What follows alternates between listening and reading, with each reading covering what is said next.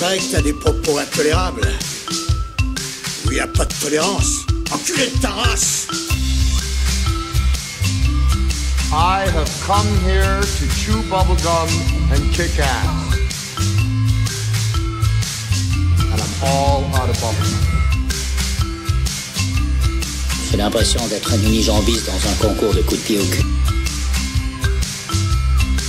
Salut à tous, c'est Luc Loïdec et bienvenue dans Retour vers le Turfu numéro 35. Vous commencez à connaître le principe, chaque mois on parle d'un film et on profite également pour vous parler de la pop culture en France à l'époque de la sortie du film. Comme chaque Noël, les traditions vont de bon train, on porte des pulls moches, on a des sapins de Noël synthétiques chopés à 30€ à but, on offre des cadeaux à ceux qu'on n'aime pas vraiment, bref, Noël quoi. Et à chaque fois dans ce festival où la carte bleue chauffe dans tous les TPE de France, l'équipe de Retour vers le Turfu revient sur un film de la saga la plus prolifique de l'histoire de la pellicule, j'ai nommé Star Wars. Et nous y voilà, l'épisode du Clash, Star Wars épisode 3, la revanche des Sith, réalisé par George Lucas et sorti dans le contrée le 18 mai 2005. Alors tout de même à préciser, cet épisode sera en deux parties, la première sur la pop culture en France du 18 mai 2005 et la seconde partie sur la critique du film et les rubriques habituelles liées au film bien évidemment. Et avec moi pour participer à cette fresque du 18 mai 2005, Elsa bonjour. Bonjour. Louis.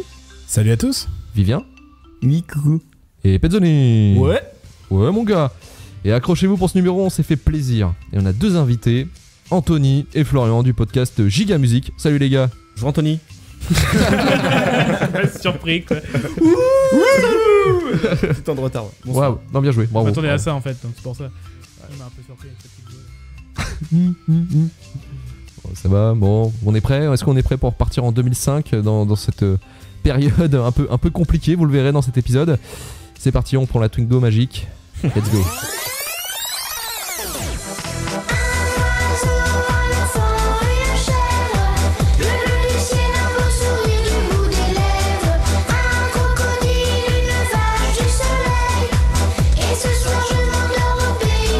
Partenaire aurait beau jeu de nous dire mais sur quelle base voulez-vous renégocier? Sur les propositions du Front National? Ou bien sur les propositions du Parti communiste français? Ou sur un cocktail entre les deux? On ne renégociera pas. C'est le casse the rice, c'est le casse the rice, c'est le casse the rice. Give me the money, hey, c'est par ici, Dieu vous le rendra, c'est un ami, t'as la chance, mamie, aujourd'hui, spectacle gratuit. Après le plombier polonais, on en a beaucoup entendu parler, après l'ouvrier portugais, voici le plâtrier tchèque. Le maire d'Avalon dans l'Yonne a en effet confié à une entreprise tchèque la rénovation de la salle des fêtes. Le devis était beaucoup moins cher, précisons que le maire est socialiste et qu'il vote non à la Constitution. Yvan Martinet, Patrice Hacher. Je fais de toi mon essentiel, tu me fais naître parmi les hommes. Je fais de toi mon essentiel, celle que j'aimerais plus que personne. Améliorer les choses, pour Marie, c'est faire un lifting.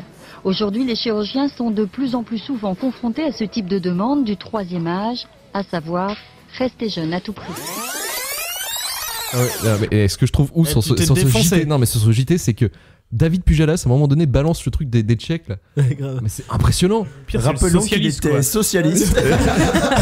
Et favorable au non. Il était traître à la nation. Ah la vache. C'est la violence putain. Ah, c'est ouf. Hein. Il avait vendu sa grand-mère et sa petite sœur.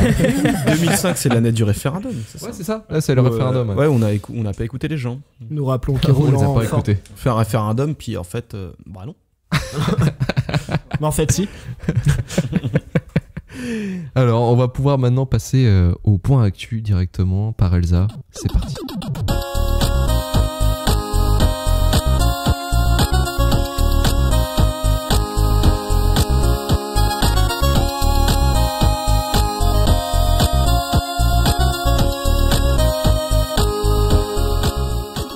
Welcome. Willkommen, bienvenue, bonsoir. Mesdames, messieurs, je suis ravie de vous retrouver pour notre tour opérateur mensuel des actualités du passé qui, espérons-le, nous aideront à mieux comprendre celles du présent. Je vous en prie, prenez place et installez-vous bien parce qu'on va faire une jolie balade. Nous passerons par la France, la Pologne, le Bangladesh, la Chine, la Thaïlande, le Chili, l'Angola, le Royaume-Uni, le Salvador, le Guatemala et même l'Amérique. De maladies mortelles, des référendums, une hernie discale, un naufrage, cette chronique totalise un total de 370 morts et 105 disparus. Installez-vous, je vous dis, ça va être sympa. Commençons par les titres bien de chez nous. Le 19 mai 2005 se tient en France un débat majeur. Pour ou contre le projet de constitution européenne. Alors qu'à Nancy se tient le sommet du triangle Weimar où ces messieurs Schröder, Borrell et Chirac, fervents défenseurs du oui, s'échangent des autographes, Laurent Fabius, lui, fait des discours en faveur du non en Picardie. Outre le fait que les gars aient décidément choisi de faire leurs discours dans des lieux bien pétés de la campagne française, le point rigolo de cette actu, c'est vraiment de les voir s'énerver au-dessus d'un micro pour savoir si oui ou non, il faut avoir peur du plombier polonais. Je n'ai personnellement rien contre ce fameux cliché pornographique du plombier sexy, alors qu'il soit polonais ou non ne change pas grand-chose à mon avis. Mis à part ce débat passionnant mêlant pornographie et Union européenne, vous pouvez bien sûr, n'oubliez pas que nous sommes en France, admirer par le Hublot 3 une manifestation bien de chez nous. D'un côté nous avons les avocats qui militent en silence contre les lois Perben 2, enfin une manif qui fait chier personne. Ah non, pardon, il y en a un qui parle, c'est leur porte-parole, Jean-Michel Burgu-Buru. Et rien que pour ce nom, cette info valait la peine d'être citée. De l'autre côté, nous pouvons observer une grève des plus classiques, des employés de la raffinerie Total font la gueule pour une histoire de jours fériés pas payés comme il faut. Et enfin, ma petite préf, et pas des moindres, des éleveurs de génisses manifestent contre la présence d'un loup. Et franchement, depuis que je sais qu'on peut manifester contre des choses naturelles, en toute bonne foi, je vous propose une manifestation contre la pluie qui mouille. Mis à part ça, en France, il y a 3 gugus qui jouent avec leur nouveau laser pour mesurer la pollution de l'air parisien. Vous et moi, on sait qu'en 2018, ça n'a pas changé grand-chose. Enfin, j'aurais pu vous parler de ce dossier spécial intitulé « Vacances, les Français champions du monde », mais je sais pertinemment que tout le monde s'en fout, et puis on a un plan de vol assez chargé. Allez, on commence les enchères des catastrophes. Direction la Chine, où 51 mineurs sont portés disparus. Mais vite, le Chili reprend la tête, avec ses 21 militaires tués et 24 disparus dans l'exercice dans une tempête en neige. On me dit, encore plus rigolo, au Bangladesh, le naufrage d'un bateau fait 45 morts et 30 portés disparus. Alors que la Thaïlande tente une participation avec 4 corps retrouvés. Ah non, ça compte pas, c'était à cause d'un tsunami 5 mois plus tôt. Bref, l'Angola fait une percée magistrale. L'OMS y comptabilise 300 morts suite à la fièvre de Marbourg. Les cataclysmes naturels sont toujours plus efficaces que nos inventions humaines, notez bien ça. Ne nous arrêtons pas en si bon chemin. Alors que nous survolons le Salvador et le Guatemala où se prépare un petit ouragan, j'apprends que Tony Blair vient d'être soigné pour une hernie discale. On lui souhaite donc un bon rétablissement.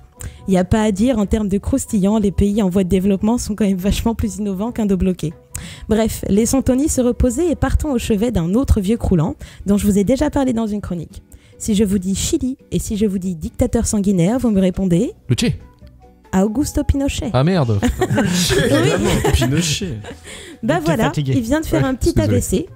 Et je sais pas si vous vous en rappelez, mais dans la chronique du 30 octobre 2006, je vous parlais de son procès où il parlait en pékinois à cause d'un AVC. Et ben c'est celui-là, voilà. La vie fait bien les choses. Enfin, puisqu'on n'est pas très loin, je vous propose un petit crochet par l'Amérique. Regardez bien là-bas, en bas de cette grosse tour, il y a un mec un peu ventripotent avec des cheveux orange qui fait un discours aux caméras. Oui, c'est bien Donald Trump, qui n'est pas encore président, mais qu'on surnomme le pape de l'immobilier new-yorkais. Il est en train de proposer son propre projet de restauration pour les tours jumelles, détruites, alors que le projet a déjà été confié à Daniel Libeskind, qui n'est autre que le papa du musée juif de Berlin. Un mec un peu important en termes d'architecture.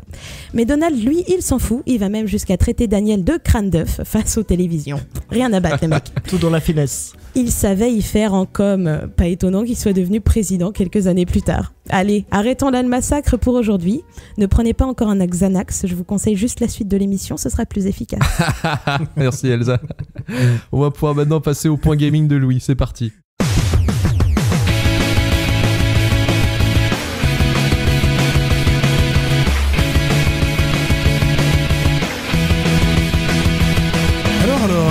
Alors on joue... Non, pas cette fois. Alors, à quoi vous jouez en mai 2005 ? Alors oui, je change ma petite phrase d'accroche. Car moi, ça m'intéresse de savoir si vous aviez des souvenirs de votre vie de gamer de cette époque. Et cette fois, vous me laissez pas un blanc comme la dernière fois à me regarder genre... Là, est-ce que vous pensez vous rappeler à quoi vous jouez ? Pezzo il est chaud, Pezzo il est chaud. Peut-être. Vas-y. C'était période GameCube et tout ça, non ? Ouais, c'était la fin, c'était vraiment la fin. Il y avait pas les SSX. Moi, je jouais pas mal au SSX à l'époque, vers cette époque-là. Ouais. C'était le Home Tour qui était sorti. C'était Snowboard. Je me rappelle, c'était grave bien, c'était super jouissif. C'était bien le fun. Pour la sortie de mai 2000, non pas 2000, si 2000, bah oui 2005. J'allais dire 2018, tu vois, non. On a eu un peu mieux que ça. Parce qu'en fait en mai 2005, 2005 c'est pour moi une des années de l'âge d'or du jeu vidéo moderne. Et on a eu des très gros titres, même sur PC et sur console, qui sont sortis dans cette année-là. Mais le mois de mai, allez vous faire enculer gamers, on a 3 jeux, c'est de la merde. On a déjà fait pas mal le tour de 2004-2005 au niveau sortie. Du coup cette fois j'essaye de viser vraiment que le mois de mai. Et on va commencer par Forza Motorsport. Donc ça vous dit... et quand je dis de la merde, moi je dis moyen parce que pour mes critères, mais c'est pas des compris que t'aimais pas les jeux de voiture. C'est pas des titres qui ont vraiment énormément marqué. On se souvient pas comme un Zelda ou un. T'es malade, mais c'est dans la. Pourtant, dans la simu de course, c'est génial. Oui, aujourd'hui c'est génial, mais il a pas si bien marché. Moi je l'avais, il était ouf. Il était bien réaliste pour l'époque. Ouais, il a été développé par Turn 10 et édité par Microsoft Game Studio. C'était le gros concurrent de Gran Turismo. Ouais, c'est ce que j'allais en venir. On avait un mode carrière qui était vraiment le mode super classique de l'époque. Tu gagnais des courses, tu débloquais une nouvelle voiture. Voilà, c'est la carrière de ton pilote, quoi, de ton personnage. Ça allait pas plus loin que ça. Tu gagnais des voitures, des composants. C'était la simu, quoi. C'était la vraie simu. Non, tu pouvais tuner tes bagnoles et tout. Oui, c'est ça. Tu gagnais une nouvelle voiture, tu gagnais des composants. Tu mettre des autocollants avec des flammes et tout. Oui, c'est ça. Arrête de cracher, c'est trop bien comme jeu. Je crache pas. C'est juste. Je peux mettre des stickers. Pour dire que pour l'époque, c'était cool, mais c'est pas non plus des jeux hyper développés. En soi, tu fais vite le tour. À part la carrière, Mec, t'avais plein de circuits, t'avais plus de 100 bagnoles en modèle. T'avais aussi la simulation des dégâts et tout ça. Mais franchement, il était super réaliste à l'époque. Quand il est sorti, je sais pas, moi c'est. Ouais, justement, face aux concurrents qu'il avait, j'ai compris, t'es pro Sony. Mais... Alors, okay. Voilà, déjà, il est sorti que sur Xbox, celle de base. Bon, face à la PlayStation 2, c'était pas non plus. C'était un petit peu dur, quoi. Donc, du coup, son concurrent Gran Turismo 4 était sur la PS2. Et pour vous dire un petit peu la différence, Forza s'est vendu à peu près 1 million, même pas, je crois. Tu fais partie des 1 million, Pezzo. Ouais. Et le Gran Turismo, lui, il a fait 12 millions de ventes. Et il se classe aussi premier des ventes de produits culturels. Et genre au-dessus du film Shrek 2. Genre, pour l'époque, en jeu vidéo, c'est un truc de ouf. Il était au-dessus des films, des musiques et tout ça. C'est pas les jeux de foot qui étaient les premiers à être en haut du classement. Non. À cette époque, Gran Turismo, il a tout explosé. Gran Turismo, il était vraiment entendu. Quand on avait fait un classement des plus grosses ventes, il était avec StarCraft 1, un truc comme ça. Oui, en 98, ouais. Je me rappelle, Gran Turismo était vraiment hyper haut. Il devait être deuxième, un truc comme ça dans les meilleures ventes. C'est Gran Turismo combien Le 4. Le 4, ouais. Et le petit détail, surtout, c'est que Forza Motorsport proposait que 231 bolides différents. Donc pour Pezzo, c'est un truc de ouf, je sais. Mais Gran Turismo, on avait plus de 700. Est-ce qu'il y en a un des deux qui avait la BX GTI ? Alors franchement, je pense que oui. Gran Turismo. Gran Turismo. Gran Turismo, même s'il pouvait mettre un caddie, il le mettrait, tu vois. C'est ma prochaine recherche Google. Il y avait Kangoo Tuning aussi. Mais je tiens à te rassurer, moi je parle de mes goûts personnels, mais malgré le peu de ventes, sa fanbase a été là parce que niveau notes, il s'en sort avec un 17 sur 20. C'est normal, c'est un jeu de malade, mon gars. C'est de la part de la presse, mais aussi des joueurs. Et aujourd'hui, c'est un jeu qui reste quand même un peu rare parce que les exclus Xbox, c'est pas non plus, ça court pas la rue. Et pour te le procurer aujourd'hui, c'est 50-70 balles même. En deuxième jeu, on avait le Roland Garros 2005. Donc, vous en doutez, c'est un jeu de sport de tennis. C'est sorti sur PlayStation 2, développé par Namco. C'est pas curling sur terre battue. On peut incarner les joueurs les plus connus. C'est mode de jeu type carrière comme Forza. C'est le Pro Tour, une grande compétition. Et voilà, on se bat. En avant quelqu'un, quoi. C'est ça. Les développeurs ont voulu vraiment accentuer le réalisme du jeu et en faire une simulation, que ce soit gameplay, même sound design, le doublage était vraiment qualitatif. Vous avez compris en tout cas, voilà. On fait face à un jeu super fun. Super fun. Parce qu'il y a les arbitres qui font silence s'il vous plaît. Bon, je suis assez rabat-joie, mais bon. Avec un beau master. Je suis assez rabat-joie, mais en même temps, m'en voulez pas. J'ai ni le permis et niveau sport, j'ai un ventre à bière, donc je vais pas m'y mettre dans les jeux, quoi. Alors, pour en revenir à notre Roland Garros, j'ai pas réussi à trouver beaucoup d'infos sur le nombre de ventes. C'est dommage. Ouais, quand je me renseigne un peu sur internet, on voit beaucoup d'infos sur le vrai Roland Garros. Et les jeux, tu vois, il y a pas beaucoup de souvenirs là-dessus, tu vois. Pourtant, les notes, ça variait entre 6 sur 10 pour certains sites, d'autres 16 sur 20. La presse l'a plutôt bien reçu. Après, bon, voilà, peu d'infos parce que j'imagine que c'était un peu comme, désolé, hein, les PES, tout ça, FIFA à l'époque, c'est super répétitif, 2006, 2007, 2008. Alors, les épisodes s'enchaînent. Je sais pas, ouais, à mon avis, c'est plus un. Oh putain, tu te retrouves à passer les Je sais pas si c'est. En fait, c'est comme les jeux de foot, t'as FIFA et PES qui ont des jeux qui sont tous les ans. Ouais. Et à côté, t'as aussi les jeux spéciaux pour les événements sportifs. Genre Ouais. Coupe du Monde 2018 football. Et là, ça, c'est des purges. Alors, je sais pas si c'est un truc comme ça ou si c'est un jeu de tennis comme Virtua Tennis où il y a vraiment du taf, quoi. Top spin, ouais. Mais des trucs, oui, fait à l'arrache pour un événement, quoi. Ouais, ça reprend le Pro Tour du Roland Garros avec les mêmes têtes, quoi. Ouais. Mais pourtant, ça, en général, tu vois, les notes l'ont bien reçu, quoi, finalement. Puis PES 6, ça avait été un gros tournant dans les franchises de foot. C'était monté à un gros level, ouais. Et j'ai toujours du mal à me dire comment t'améliores vraiment un jeu. Enfin, aujourd'hui, tu vois FIFA 2017, 2018, ça s'enchaîne. Enfin, il y a un moment, à part juste les nouveaux joueurs qui rentrent en scène, qui sont plus connus que d'autres, que tu mets, enfin, tu changes quoi dans le jeu? Il y a un peu de graphisme, ils essaient quand même de pas mal adapter la vitesse de jeu et de jouer sur les difficultés de défense, notamment pour que ce soit plus réaliste. Parce que tu trouves souvent la faille d'avant et quand tu reprends celui qui il y a 2 ans, des fois, quand tu remets les mains dessus, tu te rends compte que quand même ça a évolué. Après, c'est pas fou et c'est de la licence. Ils savent que ça va se vendre, donc des fois ils sont un peu feignants. Est-ce que ça vaut 70 balles par an à chaque fois pour passer au jeu d'après, quoi? Vu le nombre d'heures que tu passes dessus, ça vaut plus que tous les autres. Moi j'ai une question. Pourquoi il y avait j'ai eu une coloc, on jouait en coop sur le net, on était à plus de 600 matchs par an, quoi, tu vois. Mais si tu donc là 70 balles à 600 matchs, tu vois, tu fais le ratio. Ouais, mais pourquoi pas genre passer des centaines d'heures sur le même pourquoi tu t'en rachètes un nouveau chaque année, en fait? C'est ça que je me demande, tu vois. CS, il marche bien, t'as besoin de s'en sortir un Counter-Strike chaque année, quoi. Je vais te donner une question. Ouais, c'est pourquoi il y a la guerre entre PES et FIFA? Enfin, c'est quoi la différence entre les deux? Concrètement, Konami et EA, deux boîtes différentes. Ouais, et dans le gameplay, tout ça, c'est pareil, non? En fait, PES, ils ont eu le monopole parce qu'à un moment, ils étaient c'était déjà plus joli, plus jouable et simulation. Plus simulation, et en fait, ça s'est inversé. À partir de FIFA 11, je crois, c'est par là. FIFA avant, ils faisaient vraiment de l'arcade, quoi. Il y a vraiment de l'arcade. T'avais des joueurs cheatés, tu tirais du milieu de terrain, t'avais toujours des défauts répétés qui gardaient presque l'identité du jeu. Il y avait quand même des différences vraiment entre les deux jeux, quoi. Ah ouais, complètement. Genre le même truc, mais Konami. Et moi, j'avais un coloc qui était pro PES, et quand je reprenais la manette, je prenais des 4-0, alors que quand on jouait à FIFA, c'était autre chose, quoi. Non, il y a des vraies différences, quoi. Même si les touches sont exactement les mêmes et que ça reste. Il y a une différence notable, c'est que EA Games a la licence FIFA, donc ils ont tous les joueurs. Ouais. PES, au fur et à mesure, ils perdaient le droit d'exploitation des joueurs. EA a explosé aussi en termes de boîtes. Ils ont commencé à recruter des mecs, des vrais, quoi, des vrais mecs sportifs qui connaissaient le truc. Avant, c'était développé en interne par des mecs qui faisaient des tonneaux sur des jeux. D'autres jeux EA, quoi, des mecs qui n'étaient pas forcément des as en foot. Et après, donc, à partir de la période PS3, je crois, ils ont commencé à recruter, en fait, à foutre du budget pour recruter des spécialistes, quoi. En même temps, c'est un peu le comble pour un jeu de simulation. Tu fais une simulation sur un jeu. Ils s'en foutent, ils se basaient juste sur on a la licence, on s'en bat les couilles. Ça, avant, vraiment, FIFA, c'était pas de la simulation, c'était un jeu d'arcade. Oui. Et après PES 4, FIFA, je sais plus combien. Moi, je joue jamais aux jeux de foot, c'est pas un truc qui m'intéresse, c'est jeux de sport, jeux de voiture, tout ça. Ma seule expérience que j'ai de jeux de foot, c'est un PES que j'ai eu sur PS2, et c'était le PES 2001. On finit avec PES, on passe à la suite. PES, est-ce que j'ai tout fini sur... Bah non, c'était pas PES, c'était le Roland Garros. Bon, la virgule. Pour finir, j'ai noté que, comme Forza, aujourd'hui, pour se procurer ce Roland Garros, faut mettre minimum 45-50 euros. Alors, est-ce que les gens ont envie de mettre 45 balles?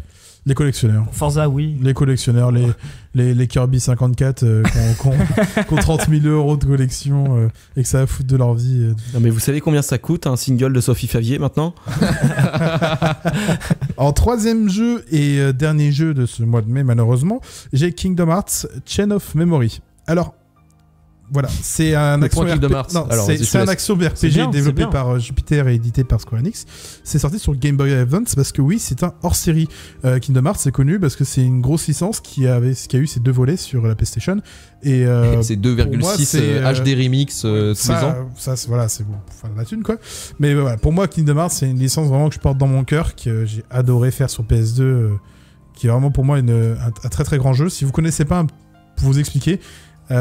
C'est le mélange de Final Fantasy et Disney. En gros, on contrôle un personnage un peu de style, un peu animé, manga. Shonen un peu. Ouais. Shonen, un peu style Final Fantasy. Voilà, style un peu Jap. dans un monde où en fait il explore les mondes de Disney. Il va dans le monde de Roi Lion et il va essayer il parle avec les personnages du monde de Roi Lion et il va les aider parce qu'ils ont un problème et on fait un peu l'histoire du Roi Lion et en fait c'est vraiment un gros mélange. Tu sais pas d'où c'est sorti, c'est le speech te paraît totalement mais what the fuck, et il va explorer le monde d'étrange Noël de Monsieur Jack et tout est beau, tout est bien, c'est les personnages, l'histoire en fait il est dans son île au départ et une sorte de démon machin truc d'univers c'est ça, de démon à moitié Final Fantasy Disney, enfin c'est super bizarre, kidnappe sa sorte de meilleur ami d'enfance et il part à travers les mondes de Disney pour essayer de la rechercher et c'est des planètes en fait et enfin ça c'est totalement pété comme scénario. Mais c'est beau, c'est bien écrit, l'histoire elle est belle, les musiques sont incroyables. Je trouve ça exceptionnel ce qu'ils ont fait avec une base d'écriture, mais aussi pété quoi. C'est franchement. Mais du coup, voilà, c'est un sujet d'actualité parce que Kingdom Hearts 3 sort sur PS4 bientôt. Et putain, Kingdom Hearts 2 date de la PS2 il y a des années, j'ai fait ça quand j'étais gamin. Kingdom Hearts 2 est sorti en décembre 2005, il me semble. Et du coup, ouais, c'est très longtemps. Et aujourd'hui, enfin, en 2018. On a Kingdom Hearts 3. Et ils l'ont annoncé en 2013, je crois. Ça fait longtemps. Premier trailer à un E3 2014-2013, comme ça. 6 ans plus tard, quoi. Ils ont réussi à garder toutes les licences, toute cette ouais, c'est liberté. Full Disney, du coup, là, on va voir. Alors, vu que je regarde plus trop de Disney, parce que voilà, j'ai grandi tout ça, même si c'est pour tous les âges, Disney, c'est sympa. Il y aura, tu sais, genre les trucs, le monde de Elsa. Il y a le monde de Ralph. Le truc, comment ça s'appelle, là, Frozen. Frozen. Tu vois, genre les Disney populaires d'aujourd'hui. Bah maintenant, c'est encore, il va explorer tous ces mondes de Disney, mais les Disney sortis dans ces années 2010. Et là, ce que je voulais te dire, c'est que surtout là, ils ont réussi à faire un truc, c'est que de mettre toutes les licences avec Pixar aussi, en plus. Il y a Toy Story, c'est vrai. Ouais, il y a Toy Story. Putain, et ça, c'est un gros coup de génie de la part de Square Enix, parce qu'en fait, de le sortir maintenant, ça a du sens, parce que, comme je te l'ai expliqué, il y a presque une décennie qui sépare entre le 2 et le 3. Et maintenant, ils vont pouvoir capter une nouvelle poche de public. Qui ont grandi avec tous les œuvres post-2005. Ils ont ressorti les remakes des Kingdom Hearts sur PS4. Ouais, mais ça c'est une nécessité commerciale, je pense. C'est pour ça qu'ils ont réussi à garder les droits de Disney, parce que Disney maintenant ne veut plus faire de jeux vidéo. Et en gros, en ressortant des remix de 2,8 tous les ans ou des trucs comme ça, en fait, ça leur permet d'exploiter la licence et de garder les droits. C'est un truc malin parce qu'en fait Disney ne veut plus du tout toucher, ils externalisent tout et commencent à avoir la chasse gardée entre guillemets en contrôle qualité, parce que maintenant c'est une grosse société, tu fais pas de n'importe quoi avec du Disney et je pense que déjà ils ont dû peut-être un petit peu en chier Square Enix avec les pontons de Disney, parce que c'est ce qui paraît quand tu regardes les films comment ça se produit, des nombres de mecs qui se font virer dans les films.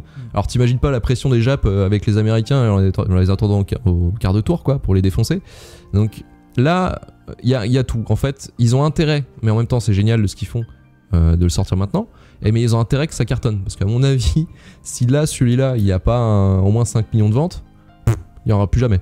Je pense que là Disney va dire c'est de la merde, cassez-vous, je vous emmerde quoi. Donc là c'est le tour à jouer, si les fans de Kingdom Hearts 3 veulent que ça continue, ils ont intérêt de l'acheter quoi. Et après, est-ce que t'avais d'autres choses? Non, du coup on n'a pas du tout parlé du Kingdom Hearts Chain of Memory, du coup c'est un jeu sur Game Boy Advance qui a été bien noté. Ouais. 16 sur 20, ça va. Alors, Chain of Memory, juste pour le placer, c'est celui qui se déroule entre le 1 et le 2. Ouais, c'est ça. C'est la recherche de Kaoru. Il était en 2D, il a été refait en 3D. Après, plus tard. D'accord. Mais j'y ai pas joué, j'avais pas de...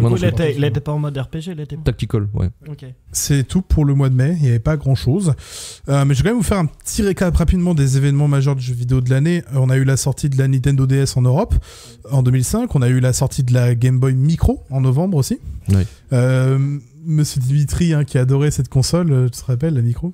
Qu'est-ce que c'est la Game Boy Micro? J'ai jamais entendu parler de ça. C'est une Game Boy qui est grande comme ça. Désolé les auditeurs, c'est tout petit. Super radiophonique ce que tu fais. C'est en métal, c'est pas du plastique, c'est en métal. De large. C'est hyper lourd. C'est ça, elle est en métal, elle est super lourde, elle est toute petite, tu la mets dans la poche et il y a des mini-jeux dessus. Sans déconner, c'est une des consoles les mieux finies. Tu vois, Ouais, elle est propre, elle est vraiment propre. Mais tu vois, moi, j'en avais tout en verre et en métal et tout ça, elle est magnifique de Nintendo. On avait la sortie du coup de la Xbox 360 en décembre. Oui. Donc voilà, c'était l'en arrivée vraiment là. PS3, Xbox 360. Cet enthousiasme de Pezzo. Best console ever. Halo et tout ça quoi. Ouais, bah oui. Halo 3 ma gueule. Forza. Après niveau jeu, comme je vous l'ai dit tout à l'heure, on a déjà fait pas mal le tour de 2004-2005, mais c'était quand même une année extraordinaire. Je vais quand même les citer rapidement. World of Warcraft, Dofus, Age of Empires 3, Shadow of the Colossus, Yakuza, Kingdom Hearts 2 qu'on a parlé juste avant, Fear, Battlefield 2, enfin voilà. Fear, c'était trop. Il y a eu plein de il y avait des films sortis en 2005. Mais ouais, du coup, une année extraordinaire, mais malheureusement, tous ces mastodontes, on pourra pas en parler pour ce mois de mai. Tant pis pour nous. C'est pas grave. Bah allez, c'est tout pour moi. Merci Louis, merci pour le point gaming. On va pouvoir maintenant passer au point box-office.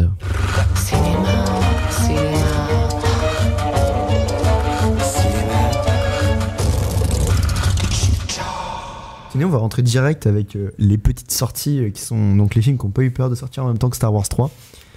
Parce que faut y aller quand même. Hein. J'ai choisi 2 films parmi tout cela. J'ai un peu triché, je vous le dis tout de suite. C'est-à-dire que j'ai pris un film qui est sorti le 19 aux États-Unis. Mais bon, les autres, ils me faisaient pas envie, alors je les ai pas pris, puis voilà. C'est puis, pas grave, c'est raccord avec ma chronique à moi. C'est raccord avec... En fait, je savais déjà qu'Elsa s'était plantée de date, c'est pour ça. Dans le doute. Du coup, j'ai pris un film qui était plutôt cool et un autre qui était très nul. Donc c'est un peu l'effet Kiss Cool mais en nul à chier. Du coup d'un côté on a Anchorman, The Legend of Ron Burgundy, je connais, qui est une petite très comédie, bon film culte. Super drôle, super fun. Et Will Ferrell. Qui va pas plaire à Elsa MDR. C'est full macho. Je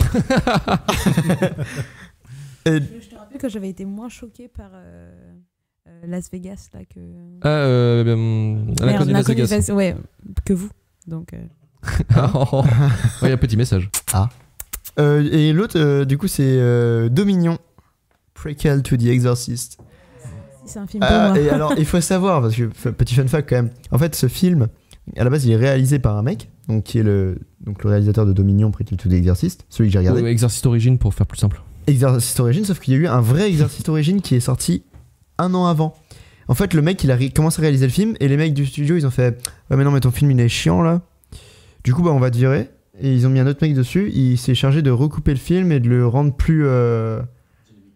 Et du coup, bah, j'ai pas vu la version plus dynamique, mais apparemment, c'était un flop aussi.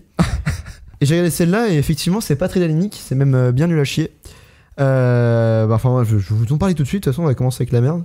Donc, 2 millions de Paul Schrader. Je sais pas. Paul Schrader. Schrader, enfin bref, avec donc Schrader, ouais, ce que j'allais dire. Ouais, comme dans les, bref. You know the reference. Avec Stellan Skarsgård dans le rôle de l'exorciste, Gabriel Mann dans le rôle du prêtre useless, et Clara Bellard dans le rôle de la meuf qu'elle est bonne mais qu'elle est inutile. Ouais, bah oui, normal. Voilà. Hein, pour changer. Ce film, ça raconte l'histoire donc du l'exorciste du film, du vrai exorciste.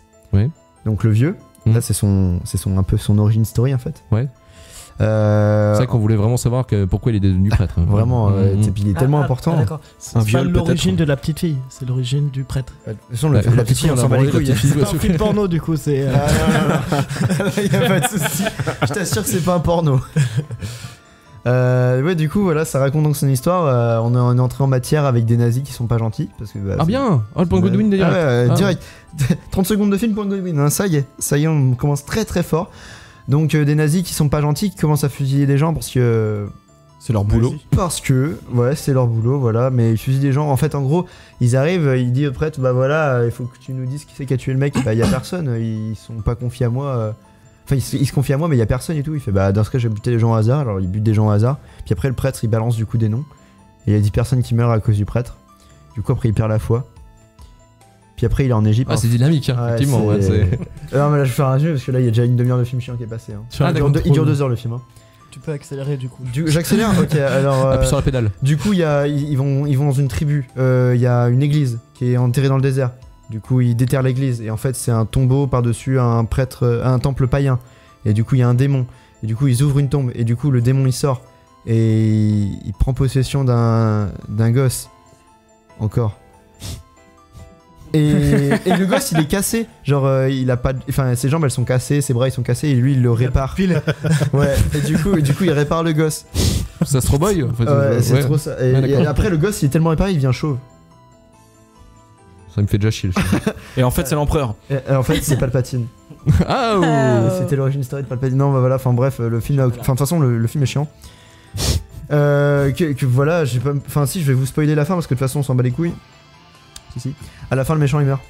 Oh non. Bah. Et les gentils gagnent. Oh non. Sauf qu'il y a le prêtre inutile qui meurt. Mais attends, moi j'ai une question. Si le méchant il meurt à la fin, pourquoi il y a un vrai exorciste après? En vrai, il meurt pas en fait, parce que en gros, le prêtre il commence à l'exorciser et le démon il se barre, il possède une hyène. Tu ne peux pas tuer ce qui n'est pas vivant. Et en fait, c'est le démon du film des exorcistes, quoi. C'est pas Zuzu. Pas Zuzu. Je sais pas comment c'est. Ça s'écrit P-A-Z-U-Z-U. Bah, pas Zuzu. Fait de la plaisir. Alors, il fallait pas prononcer son nom. Hein, j'ai un énorme fact sur ce film. Il y a un acteur dans la première version du film. Ah ouais? Je l'ai pas alors, vas-y. Dans la première version du film, il y a un acteur qui est un chanteur. C'est Billy Crawford. C'est vrai? Le gamin cassé. J'ai vu, exact, t'as raison, il y a Billy Crawford. Donc, le gamin cassé, en fait, là, dans la première version par l'ancien réalisateur, dont j'ai oublié le nom, qui est un gros réalisateur, c'est Billy Crawford. Le chanteur de R&B Billy Crawford. Alors que là, c'est trop. Keep on tracking me. Voilà, donc Billy Crawford a tourné dans la première version de l'Exorciste. Bah, du coup, c'est la deuxième version. Mais c'est la première qui est sortie. Mais du coup, il est pas crédité. Il l'explique dans son autobiographie. Que tu as lu. De lire. Que tu as lu. C'est super. Et donc, ouais, il dit qu'il est jamais vraiment sorti au ciné, quoi. En tout cas, tu le reconnais pas parce que toi, il est à moitié lépreux et tout. Ouais. Alors qu'en fait, il est trop beau gosse. Ah. Ce cynisme total. Bah si, putain. Du coup, voilà, donc à la fin, les gentils gagnent. Le prêtre, il devient exorciste, il retrouve la foi, tout ça. Le prêtre useless, il est mort en étant useless. Tout va bien, dans le meilleur des mondes. Il se tape pas la fibonne parce que bah il est prêtre, donc c'est moyen s'il se tape la Mais pas de Zouzou, il va où pour Pas de Zouzou, il possède une hyène. Et après, je sais pas où il se retrouve. Comment il fait pour se retrouver Comment il fait pour passer de l'Egypte au Roi Lion direct? C'est des hyènes en CGI dégueulasse. En fait, pendant tout le film, il y a des hyènes. Mais putain, elles sont nul. Mais elles sont franchement, honnêtement, tout à l'heure, vous parliez des effets spéciaux de Star Wars. C'est moche. Et bah putain, regardez-moi ces hyènes. Non, mais c'est moche. J'ai regardé les hyènes, j'ai fait ah putain, rendez-moi les effets spéciaux Star Wars 3 s'il vous plaît. Je veux dire, lavez-moi la rétine. Voilà, c'était ignoble. Ah, c'est. Pourquoi il posséderait une hyène? Parce que. Pourquoi pas? Parce qu'on en Afrique, du coup, il y a des hyènes. Bien posséder un truc. T'es un démon, tu fais quoi? Tu possèdes une hyène, point. Du coup, la hyène, elle est. Voilà, bon, bah, bref. Et donc, il se barre avec sa hyène en CGI dégueulasse, là. Et voilà, c'est la fin du film. Non, mais t'as parlé du Roi Lion, et du coup, j'ai les hyènes gogol du Roi Lion dans la tête, là. Avec la langue et les yeux qui partent en couille. Bah, c'est un peu ça. Pour moi, j'ai eu ça en tête, là. Je suis là, mais putain. Pas de cross-universe, les gars. Arrêtez ça, nom de Dieu. Jamais. Et voilà, donc, du coup, en vrai, j'ai rien à dire sur ce film, c'est écrit, mais. C'est écrit avec les pieds. Et je pense que les gens écrivent mieux avec des pieds. Alors quoique, écrire avec les pieds c'est compliqué. Parce que j'essaie d'écrire un tweet avec mon pied. Quoi? Ouais. Il décrit avec une patte de hyène. C'était balèze. Et celle du Roi Lion en plus.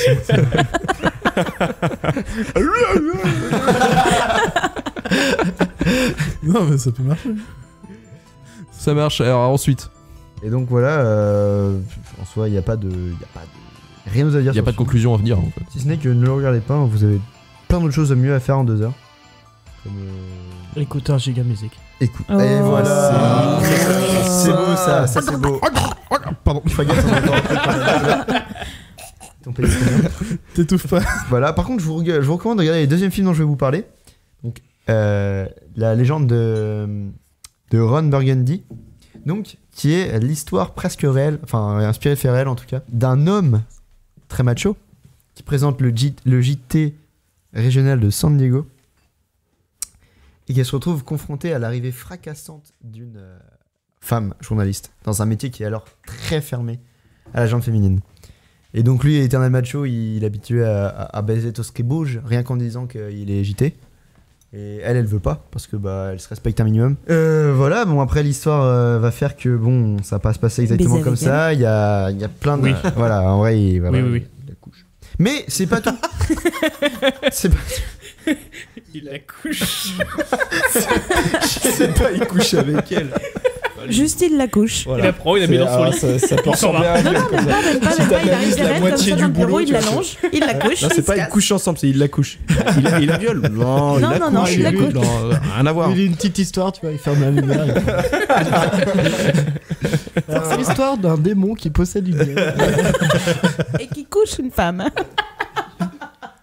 C'est intéressant. En tweetant avec ses pattes, putain, ça va loin. Oui, alors je voulais juste dire qu'il la baisait, mais effectivement je me suis un peu planté dans les mots. Non mais il la couche, c'est bien. Mignon, c'est bien. Il la couche, bon alors il la couche. On se comprend. Voilà, donc petit film de Adam McKay. Yes. Comme dans South Park. Il s'appelle Mickey. Avec Will Ferrell dans le rôle du journaliste macho, mais qui a un cœur sensible quand même, parce qu'on touche pas à son petit chien. Christina Applegate, qui joue la journaliste trop bonne, mais pas si conne que ça. Et Steve Carell. Putain, j'adore ce mec. Steve Carell, c'est la meilleure chose qui soit arrivée au monde. Putain, dans ce film, il est formidable. Ah, mais il est tout le temps formidable. Il joue un mec le présentateur météo avec un tweet 40. Il fait mais que de la merde. Il est génial. Il y a des moments donnés, ils ont des discours un peu sérieux sur l'amour et tout. Puis il dit que de la merde pendant toute la scène. Et t'es là, genre, arrête de parler. Il est... Mais oui, tout du long. N'importe quoi. Il dit que de la merde. Et il est vraiment trop con. Et voilà. Je crois que je l'ai vu, je m'en souviens. Ça. Mais en vrai, je l'ai regardé, il y a plein de mèmes en fait. Je fais oh putain, mais c'est ça! Ouais, Boys escalade quickly. Mais et c'est génial. Et donc, ce film est vraiment super drôle. C'est un enchaînement de situations what the fuck. Et puis de blagues macho, et puis de situations encore plus what the fuck, genre un combat entre tous les journalistes des chaînes TV du coin qui se fight et tout. Il y a Ben Stiller déguisé en vieux journaliste pour une chaîne espagnole. Il est déguisé en mexicain, avec une grosse moustache. Et il parle avec un accent à couper au couteau là. Il y a le mec de Machete. Putain, ça il y a Jack Black. Ouais. Genre, il y a v'là les... Ils sont que dans la bagarre, eux? Non. Ah, d'accord. Non, Jack Black, il arrive. On va faire une bagarre d'une fight de guest. Jack Black, il arrive. À un moment donné, il prend un burritos dans la gueule. Du coup, il se casse la gueule de sa moto. Sa moto, elle explose et pour se venger, il prend le chien du présentateur TV. Il le balance par-dessus le pont. Putain, mais il faut que je vois ce film. Ça a l'air de... Ah, il est trop. Non, ce film, il est excellent. C'est quoi le titre déjà? Anchorman. De la légende de Ron Burgundy. Il est sur Netflix, je crois. Ah ouais. H-A-N. Pas en France. A-N. A-N-C-H-O-R-M-A-N. Je l'ai voulu regarder sur Netflix et il était pas. Putain, des bâtards. Vraiment. Super cool. Genre, franchement, je vous le recommande. Il y a des caméos débiles, des situations, mais complètement what the fuck. Moustache. Il y a des moustaches. Beaucoup de moustaches. Et franchement, honnêtement, j'ai énormément rigolé devant ce film. Déjà, ça fait vachement mouche sur moi, quand même, les blagues. Moustache les blagues macho nulles et les situations what the fuck, ça marche bien. Je suis assez bon public de ce genre de truc, donc là, ça marche vraiment. Et avec le casting, ça fait juste le café, quoi. Genre, le quintuor, on va dire, de base, avec la fille, ils sont juste géniaux, quoi. On passe au top 10. Top 10 surprenant, je parie que vous ne devinerez jamais qui est en première place. Un petit film indé vraiment que personne connaît. Star Wars 3, voilà. Mais vraiment, moi je m'y attendais pas. Non, incroyable. non, surprenant. Avec seulement 3 millions d'entrées. Hein. Oh putain. Vraiment. Ouais, non, c'est relativisé, c'est la première semaine. C'est sur sa première semaine. Première semaine d'exploitation, 3 millions d'entrées sur sa première semaine. Ça fait quand même une grande branlée au deuxième qui est Brise de Nice. Pour sa 7ème semaine d'exploitation, qui fait seulement 137 000 entrées. Putain, je veux le voir dans le top. Tu disais qu'il y avait une branlée tout à l'heure par rapport à Gran Turismo et Forza, bah là c'est encore pire, quoi. 3 millions par rapport à 137 000. Je te laisse faire le ratio. N'empêche que c'est 7ème semaine et qui est toujours au numéro 2. Voilà, c'est ce que j'allais dire. Tu sais, blockbuster américain, je pense que je préfère Brise. Ça reste balèze. Le peuple français, il est resté 2ème tout le long. D'ailleurs, il bat. Donc là, le 3ème, c'est Kingdom of Heaven, qui était premier la semaine précédente. C'est la merde, hein. Attends, c'est quoi ça déjà? C'est Orlando Bloom. C'est Orlando Bloom. Quoi? Kingdom of Heaven. Je crois que c'est Orlando Bloom qui est chevalier. Je crois. Kingdom of Heaven. Non, quelque chose. Je crois que je l'ai vu au moins 4 fois. C'est que de la merde. Contre des. C'est contre Orlando Bloom. Contre l'armée. Les blancs. Les élites dans l'Orlando Bloom. Il y a Eva Green dans une cage, non? Je m'en souviens plus. Genre. Alors, je sais pas votre avis, mais c'était pas si mal ou c'était nul à chier? Non, c'est pas bien. C'était nul à chier. Je me rappelle plus, ça fait très longtemps. Alors, la version Director's Cut, à ce qui paraît, fait la diff. Toujours Orlando Bloom dedans. Oui. Ouais, non. Je me rappelle que c'était. Billy Crawford, oui, mais par contre, Orlando Bloom, non. Tous les jours. Exactement. Je me rappelle que c'était assez gore, mais que c'était. Je sais pas mal Bloom. Non, mais c'était dans la vibe. Du coup, il y avait Orlando Bloom, c'était après Les Seigneurs des Anneaux, c'est pas très longtemps après, 2005. Donc c'était un peu dans la vibe. Il y a Orlando Bloom, c'est médiéval, il y a des combats d'épée. C'est Ridley Scott à la réal. Ridley Scott. Et donc ça, c'était pour le top 3. Je vous mets vite fait 2 entrées que j'ai trouvées un peu marquantes qui m'ont. Je me souviens de ces films-là, quoi. $1 Million Baby, qui est en 9ème place pour sa 9ème semaine d'exploitation, qui fait quand même 65 000 entrées encore. Raccord. C'est pas dégueu, hein, c'est que la moitié de Brisoni, c'est pour sa 7ème semaine. Ouais. Et en 13ème place, on a XXX2. Triple X, Vin Diesel, les grosses voitures. Ah non, il est pas dedans. Non, c'est Ice Cube. mais non, c'est Ice Cube. Mais oui, c'est Ice Cube. C'est nul à chier. Il est bien là celui-là, j'ai bien aimé moi. Juste 26 000 entrées pour sa 4ème semaine, hein, c'est-à-dire qu'il se fait violer par des prises de lys. Mais Triple X2, ouais, c'est bon, avec Ice Cube, ouais, c'était bien. Bon souvenir. De toute façon, les Triple X, est-ce qu'il y en a vraiment un de bien? Non, non, bien sûr que non. Le 3 qui est sorti il y a 2 ans. Oh là là. Il y a eu un 3 Ah oui, avec Vin Diesel. Avec Vin Diesel. Ah putain, faut mettre The Rock s'ils veulent faire des films. Non, mais son époque où il a fait des films, vraiment. Je pense aussi à Riddick là. Ouais, Chronique de Riddick. C'était bien ça. C'était moyen, c'est très moyen. Moi je trouve que c'est Pitch. C'est mieux, Pitch Black le premier. Pitch Je trouve Black que Pitch Black est cool. Le Riddick là avec Starbuck de Battlestar Galactica, trop dur quoi. Quand même, c'est mieux que Triple X, mais c'est un peu du nanar quand même. Je trouvais que c'était pas. Ouais, c'est pas beau et puis mais il y a du charme. Il y a un truc. Ensuite. Eh bien, ce sera tout. Vivien nous quitte. Merci Vivien. Américaine. Le départ d'un prince. Le départ d'un prince. Petit ange parti trop tôt. Alors, mon petit Pezzo, c'est parti pour le Hit Machine.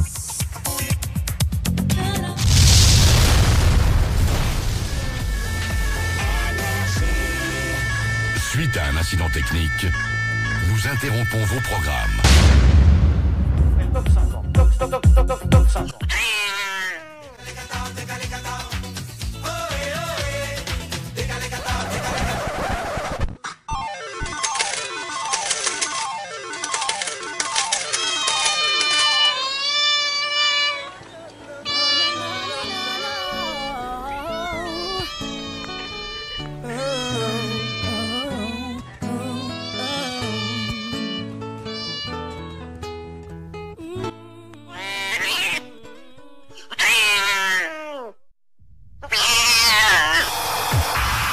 Check it out.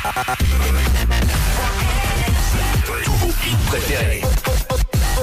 All the hits, baby. Hi, this is your boy Flo Rida. One station, all the hits.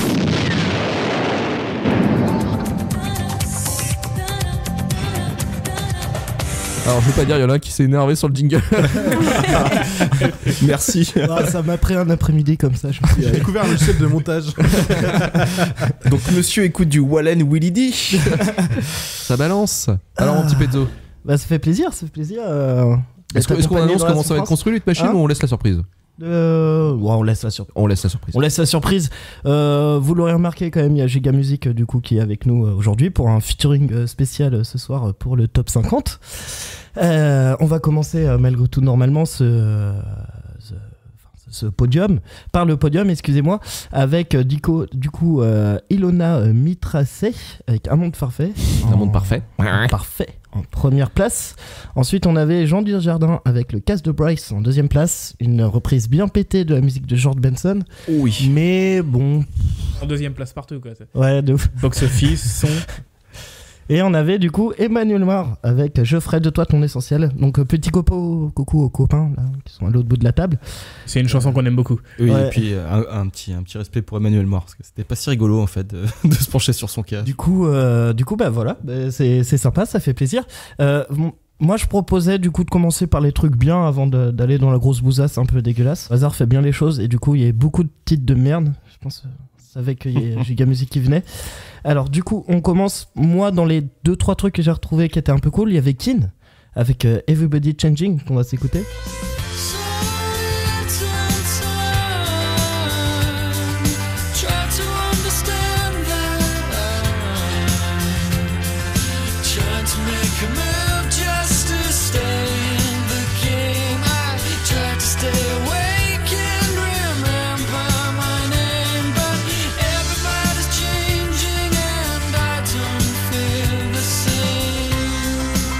Elle était particulièrement énervante cette chanson, moi, je trouve. Ouais, mais alors, tu vois, moi c'est nostalgie, tu vois. C'est. Oui, je suis d'accord. Ouais, en fait, c'est pas nostalgie, les gars. C'est pas spécialement oufissime, mais en vrai, quand tu vois ce qu'il y avait. Ouais, ça fait partie des trucs sauvables, tu vois, genre. Pardon, excuse-moi, j'ai été trop trop méchant. Non, mais il a raison, c'était pas une semaine facile. Ouais, non, vraiment. Enfin, ça dépend pour qui, quoi. Mais Et alors, faut savoir quand même, c'est pas leur meilleure chanson. Ils ont fait notamment l'album qui a suivi Under the Iron Sea, qui est vraiment beaucoup plus cool que celui-ci. Mieux fini, un peu mieux mixé. Franchement, c'était bien. Moi, à l'époque où c'est sorti, du coup, j'écoutais aussi beaucoup les débuts de Coldplay, qui étaient pas mal aussi. On a souvent tendance à l'oublier, mais ils ont fait des trucs qui étaient notamment l'album Parachute, qui déchirait des culs quand même. Dans son genre, pareil, faut aimer, hein, mais je trouvais ça vachement bien. Et voilà, malheureusement, il y a M6 qui est passé, W9 là, qui est passé par là, qui a mis ça sur les enquêtes d'action, déco et tout le bazar. Et du coup, maintenant. Exact. Oui, mais ils vivent avec ça maintenant. Ouais. Bon, ils doivent pas vivre grâce à W9, hein, les mecs. Hein. Ils remplissent des stats quand même. À savoir quand même que Keane a su s'arrêter au moment qu'il fallait s'arrêter, pas comme Coldplay. À noter. Ouais, donc voilà, donc c'est pas ouf. À l'époque j'étais fan, maintenant bon c'est un petit shot de nostalgie un peu sympa. On avait dans les trucs un peu pas mal aussi, c'était Jennifer Lopez avec Get Right en 47ème place, parce qu'on a tous dansé comme des connards sur cette chanson. C'est vrai. Voilà. Après, il n'y a pas grand chose en vrai, hein, franchement. Si, il y avait Gwen Stefani avec Eve sur le titre Eve. Rich Girl. Eve, pardon, désolé. Sur les pointus là derrière. Hein. Qu'on va s'écouter maintenant. Ouais.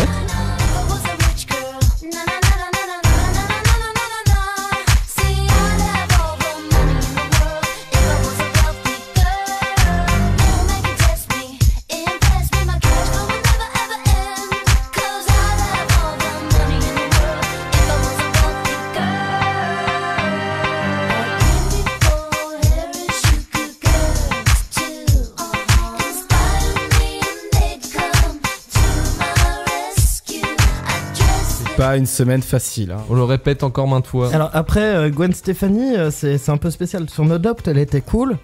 Et après, elle a commencé du coup à faire une carrière solo, du coup avec notamment l'album dont est tirée cette chanson qui s'appelle Love Angel Music Baby, qui est. Tu peux le redire s'il te plaît Love Angel Music Baby.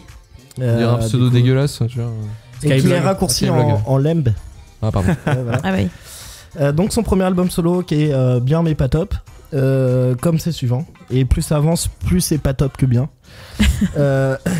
On note quand même du gros staff hein, sur l'album. Hein. On note quand même Neil Hooper et Tim Armstrong. C'est des producteurs, j'en parle souvent. Ils ont bossé avec Madonna, Massive Attack, c'est qu'on fait des musiques pour Roméo plus Juliette là de Baz Luhrmann, etc. Enfin c'est du gros nom. Et sur cette chanson, sur du coup Rich Girl, c'est Dr. Dre le producteur. Voilà quoi, c'est quand même. On fait la petite notification juste pour les mentions spéciales. Ouais. Et là on arrive, c'est là qu'on voit quand même la douleur de ce top 50. C'est-à-dire que j'avais voulu quand même dire 3 trucs cool, tu vois, développer 3 trucs cool. Et du coup, le 3e truc cool que j'ai trouvé à développer, c'est Kyo, qu'on va s'écouter. Allez Et je vais vous expliquer du coup pourquoi j'ai choisi ça. Elle est pas facile celle-là. En plus. Ouais, elle est un peu dégueulasse. Sarah, elle est belle, mais seulement quand elle pleure, quand elle voit sa mère au fond de son verre, ça, quelle que soit l'heure. J'ai vu tellement de feux éteints dans les yeux de Sarah et la peur des lendemains, bien cachée dans sa voix.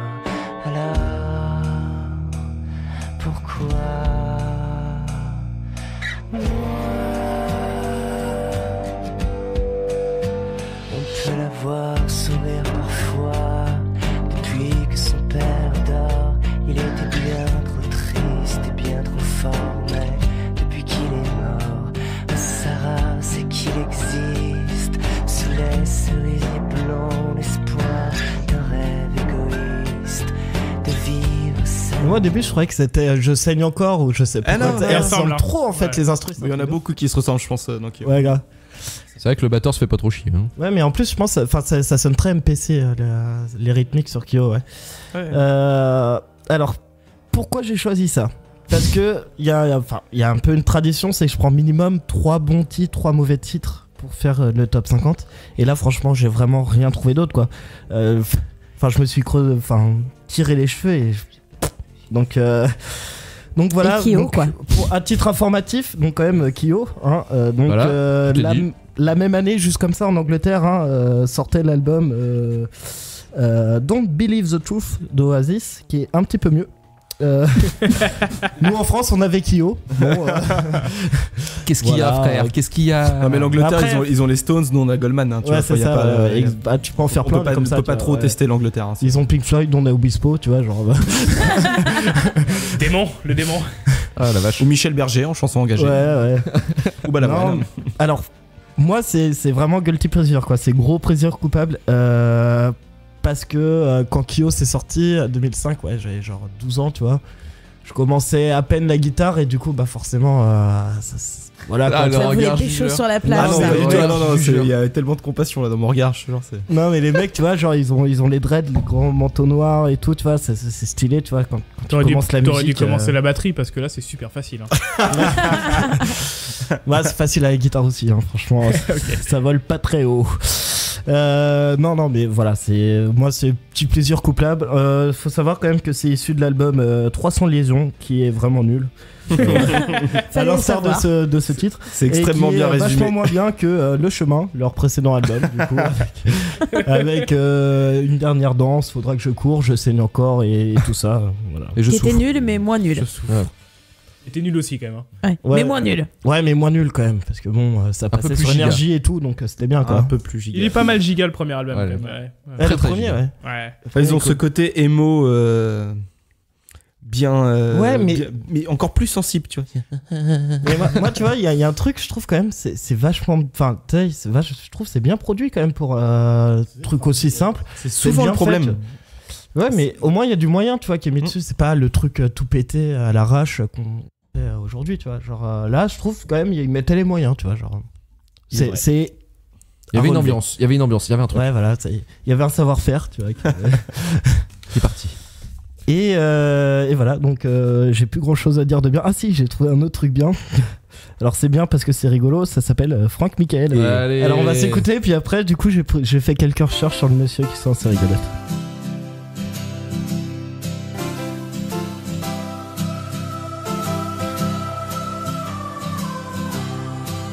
Il faut chanter pour toutes les mamans du monde, elles qui nous ont donné bien plus que la vie. De nos premières à leurs dernières secondes, pour tant d'amour on peut leur dire merci. Il faut chanter pour toutes les mamans du monde, pour leur tendresse et leur générosité, pour tous les sacrifices qu'elles font dans l'ombre, parce que nos cœurs dans le leur a poussé. C'est un refrain pour vous qui vous suivra toujours. Moi, ça me donne envie de taper du pogo là-dedans. Le message. Dans quoi, dans la maman? De casser des fémurs là. Des fémurs de maman. Donc du coup, Franck Michael, je connaissais pas, donc j'ai fait mes petites recherches en parcourant du coup. Mais en tout cas, je trouve que t'es très enthousiaste. Je vois que t'as vraiment kiffé. Mais et je suis content pour toi. On n'a jamais fait de recherche là-dessus, mais je sais que Franck Michael, c'est une machine de guerre. Hein. Ah bah, c'est monnaie mon pote. Hein. Y a pas de problème. Hein. Donc du coup, j'ai commencé par Wikipédia. Après, j'ai regardé les sources de Wikipédia. Après, j'ai été sur Discog. J'ai fait un peu toutes mes recherches habituelles, tu vois, les skyblogs et tout ça. Et en fait, voilà, un vrai journaliste. Ça, c'est un professionnel. J'ai trouvé après un article de Gala. Et voilà, public. La Gala. chanteuse. Du coup, qui parlait du monsieur. Pardon. Ah bah, il a perdu. Oula, trop d'émotion. Franck Michael. Oh, allô. On a perdu Pezzo. Tu veux que j'appelle les urgences? Tu couperas. Bah, absolument pas. Donc alors, déjà, première chose à préciser, c'est qu'il ressemble vachement à Jean-Pierre Foucault. Ah d'accord. Donc voilà, ça c'est une bonne qualité. C'est assez important pour être notifié. Ah ouais. Son vrai nom c'est Franco Gabelli. Donc, tu m'étonnes qu'il s'appelle Franck Michael. Ouais, j'aurais fait la même. Belge, je suis sûr qu'il est belge. Alors non, né un mardi 7 mai, mercredi 7 mai 1947 à Parme. Il passe son enfance et son adolescence en Belgique, où il se passionne pour la chanson. C'est en soufflant ses 14 bougies qu'il reçoit sa première guitare. Il décide alors de participer au premier télécrochet. Mauvaise idée. Il sort son premier 45 tours en 1974, nommé... Attends, c'est nommé comment ? Pardon, j'écris mal. C'est Nique ta mère, le je ne peux vivre sans toi. Donc qui est bien, mais apparemment pas top parce que ça a pas trop marché. C'est vrai que le public a toujours raison. Hein. Ouais. Donc voilà, c'est 2 ans plus tard qu'il prend sa revanche sur la vie en sortant le titre Dites-lui que je l'aime, faisant de lui un des chanteurs phares des années 70 au même titre que Clo-Clo, Ray Charles ou encore Aretha Franklin. Il partage sa vie depuis 2005 avec une certaine Christelle, jeune femme de 20 ans, sa cadette, qui lui a récemment sorti... Enfin, voilà. Donc, voilà. Une certaine... C'est l'envers de ton texte. Ouais, je sais. Il y a ton CV derrière. Je sais. Est-ce qu'il aurait été énorme que ce soit le CV de Franck Michael? La feuille de note de Pezzo a été faite à l'arrière de son CV. Ouais, et du coup, il la tient et nous, on voit le CV. Tu connais, enfin, je suis éco-responsable, mon gars. Tu vois, Rien ne se jette, tout se transforme. Donc, sa cadette. Ouais, voilà, donc il est avec une meuf de 20 ans de moins, quoi. Le mec. Ah bien. Ouais. Ah bon, bravo, champion, ouais. Et champion. pour un mec qui fait vibrer que des vieilles, c'est quand même balèze. C'est quand même super balèze. J'avoue, c'est pas mal. Pour info, quand même, pour ceux que ça intéresse, il a sorti récemment un album en novembre 2006 intitulé Écoutez les femmes. Voilà. Il a pas tort. Dernière info qui a son importance et qui explique le pourquoi du comment. Son parolier fétiche est Michael Mallory, qui est notamment le parolier de Sylvie Vartan et Johnny Hallyday. Voilà, qui nous offre une magnifique bouffe dégueulasse en termes de paroles, comme vous avez pu écouter. Je pense qu'il s'est surtout offert une retraite, lui, tu vois. Ouais, mais franchement, ouais. Donc voilà, je connaissais pas, inconnu au bataillon, mais en 2005, c'était classé bien en plus, 25ème. 25ème, quoi, genre. Pas mal, hein. Bien joué. Ouais, mais quand j'ai écouté, franchement, j'ai envie de vomir, quoi. J'ai sauvé mon PC, tu vois, j'ai pris une bassine, ouais, c'est ça. Et après, je me suis dit, putain, mais sérieux, qui achète ça? Et en fait, du coup, en faisant mes recherches, j'ai vu, c'est quarantenaire et tout. Ah bah, ça télécharge pas, hein. Ouais, non. Mais et le nombre d'albums qu'il a sorti, lui, je crois qu'il est, proche de la trentaine, hein. Ouais, il y a une grosse machine de guerre, ouais, avec que du truc bien pété, tu vois. Et on note quand même, enfin, tu vois, genre. Comparé à Kyo, c'est vachement bien produit. Tu vois, là, on croit un vieux son sur Audacity, c'est un peu moche. Donc voilà. Et aussi, comme ça, juste pour le fun, je vous propose de terminer ma partie de cette chronique avant de laisser la parole aux copains. En s'écoutant Clémence et Jean-Baptiste Maurier avec Concerto pour 2 voix. Allez, voilà, c'est donc, parti. Le chanteur des choristes qui sortait. Voilà, en 3ème place.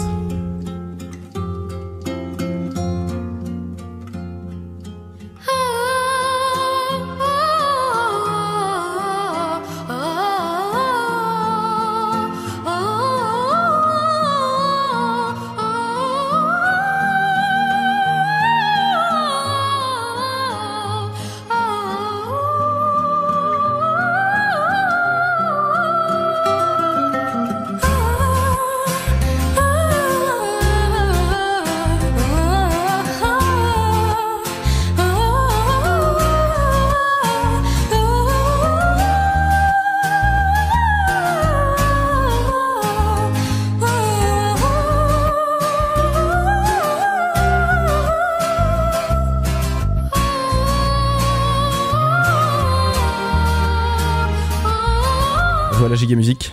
Bon, alors, premièrement, on est très content d'être avec vous parce que, déjà, merci de nous avoir invités. Vous êtes les premiers à nous avoir invités. Moi, je pense les derniers, finalement. On verra. Il y en a qui ont essayé. Parce que quand on se lance dans un podcast traitant exclusivement de musique douteuse, on est quand même pas sûr de se faire des copains. Donc, le film du jour, c'était Star Wars 3. Il est sorti en 2005 et vous êtes basé à Nantes, là où vous nous avez invités. Donc, clairement, soit vous avez pris un risque sans le savoir, soit vous avez cherché à nous prendre par les sentiments et vous allez vite comprendre pourquoi. On va faire un petit point perso déjà. Vous aviez quel âge, vous, en 2003? J'avais 2005, pardon. 2005, j'avais 13 ans. Pezzo 12.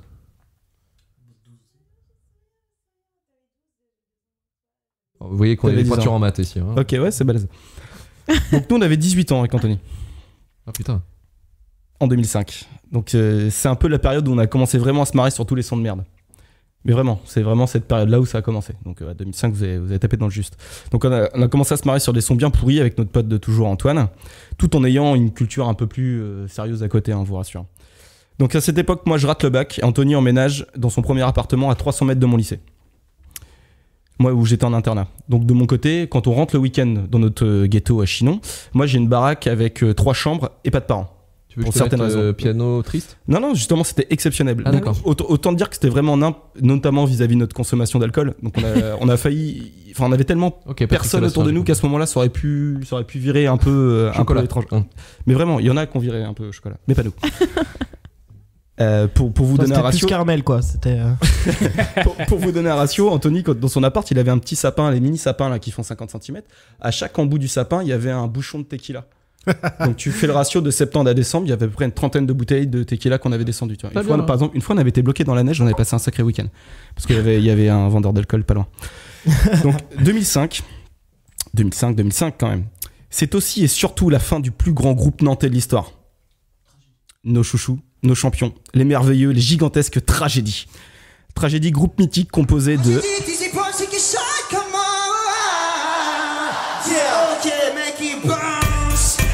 C'est peut-être pas facile à comprendre parce que Tragédie, faut avoir l'habitude parce qu'il miaule beaucoup. On adore. Il s'appelle Tizzy Bone et Shilky Shy. Ouais, donc là, on est dans pas leur vrai nom. On est chez vous dans le combo parfait, c'est-à-dire 2005, Nantes Tragédie. L'alignement désastre c'est fait. C'est ça. Et pour vous remercier, on vient de créer un concept qui s'appelle le podjacking. Pendant 10 minutes, vous allez trinquer et on vous a préparé ça.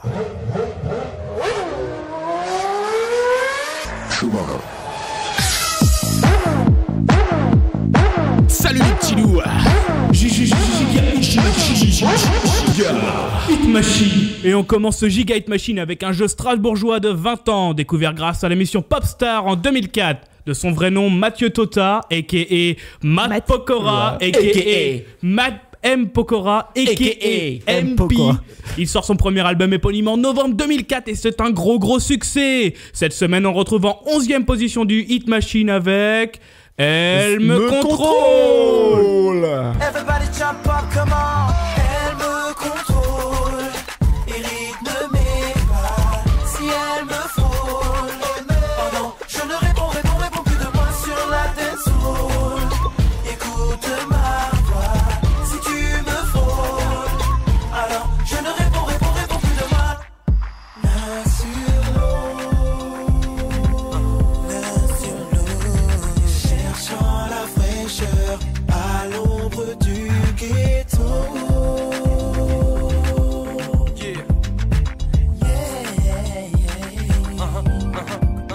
On enchaîne avec le numéro 16, quand une fille est love qui perd de place. Elle a 24 ans, un Louvain du Val-de-Marne, est originaire de Guadeloupe.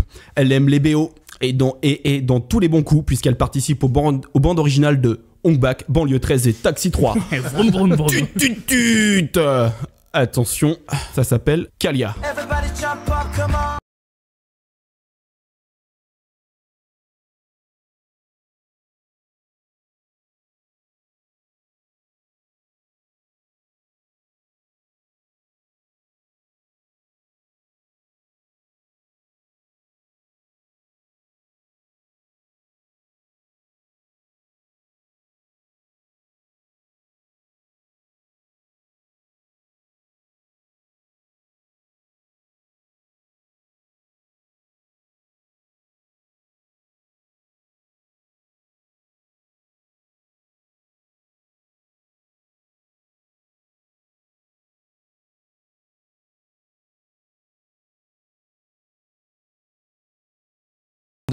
Louis, t'avais un commentaire à faire avec la voix.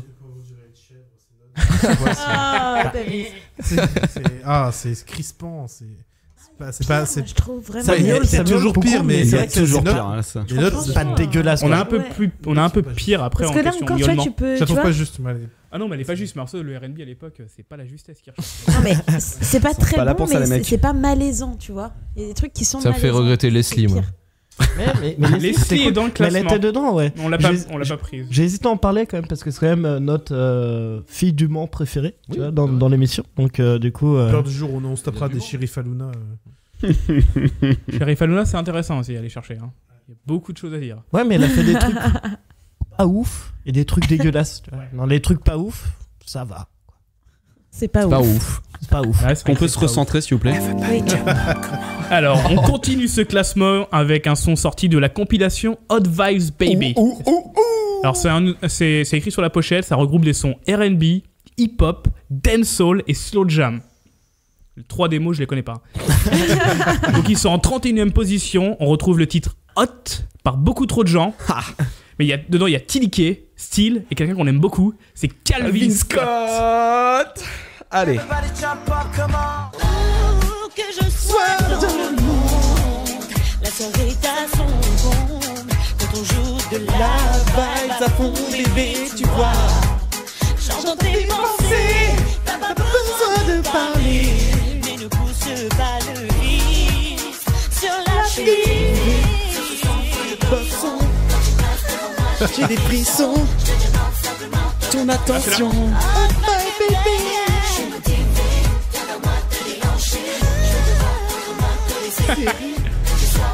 Va, tu places. Attention les petits loups, allez.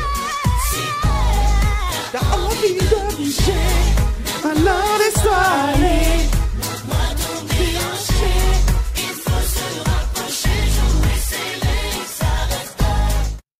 Oh putain. Alors, on en pense quoi de Et ce là, en petit... termes de paroles, putain, les gars, on pète tous les levels là. Ça, c'est un morceau qu'on a déjà passé dans Giga Music, on n'a pas pu le couper. Ah merde. Mais vous avez entendu les paroles, vous? Ah ouais. Bah oui, il y a beaucoup. On peut le remettre si vous avez un. C'est d'un niveau de. Ah mais c'est le R&B français des mid-2000, c'est que ça. Hein. Putain, mais je sais pas, genre c'est du niveau Fatal Bazooka, parce que lui c'est parodique. C'est pas loin. C'est pas loin. Il y en a. Mais alors eux, c'est toute une compile où ils ont que des sons comme ça, mais personne n'a percé. Mais ça, j'aime trop ton boule de mec. Quoi. Vous faites souvent ce genre de pub là dans vos télé de pub, mais en vrai à l'époque c'est vrai que j'en vois plus trop, mais à l'époque il y en avait plein des genre Summer Energy, Hit Machine, machin, etc. Ouais. Genre hip hop dance floor. Compil de rail, je sais plus quoi. T'avais du Ryan B peut-être. Ryan B, Energy, Ryan B c'est bien dégueulasse. Les compiles Ryan B sont mais bon, magique. Est-ce qu'on pourrait un petit peu se recentrer s'il vous plaît? On enchaîne avec le numéro 33, numéro 1 dans ma ville qui perd 2 places. Je vous présente la princesse déchue du R&B belge dans un clip d'une originalité sans pareil où elle emprunte une instru à Booba paru 1 an plus tôt qui s'appelait numéro 10. Numéro 1, numéro 10. On est vraiment dans la recherche. Putain, ça clash. Ah non, mais elle est quand même impressionnante quoi. Elle reprend. Elle a pas peur quand même. On a hâte là, stop le teasing. Ça part en 1v1 à l'aéroport. Donc la force de prise, c'est quand même une écriture fine et sans détour, portée par un dictionnaire de rimes. Mon style, un daily bill. On continue les rimes. C'est un style dans ma ville, tapé dans le mille façon Kill Bill. Je suis pas de celles qui sont fragiles. Numéro 1 n'est pas partagé, mais je reste la chef de file. Numéro 1 dans ma ville. Numéro 1 dans ma vie. Dans ma vie. Ah, c'est super lourd. Alors moi, je me pose une question. Est-ce qu'elle a vu Kill Bill? Alors, probablement pas. Et c'est... Sinon, il y aurait une rime facile. Le truc, c'est que... En référence à pop culture, c'est fait. Le problème, c'est que quand tu mets des références comme ça dans des sons, ils sont ultra datés, quoi. C'est mort, quoi. Par contre, franchement, le synthé à l'arrière, c'est vraiment trop 80, quoi. Genre, ça fait pas du tout R&B, quoi. C'est clairement l'instru de Booba, mais elle est plus... le synthé est un peu plus fort, un peu plus long. Mais cette rime sur un délébile, moi, je m'en remets pas. Hein.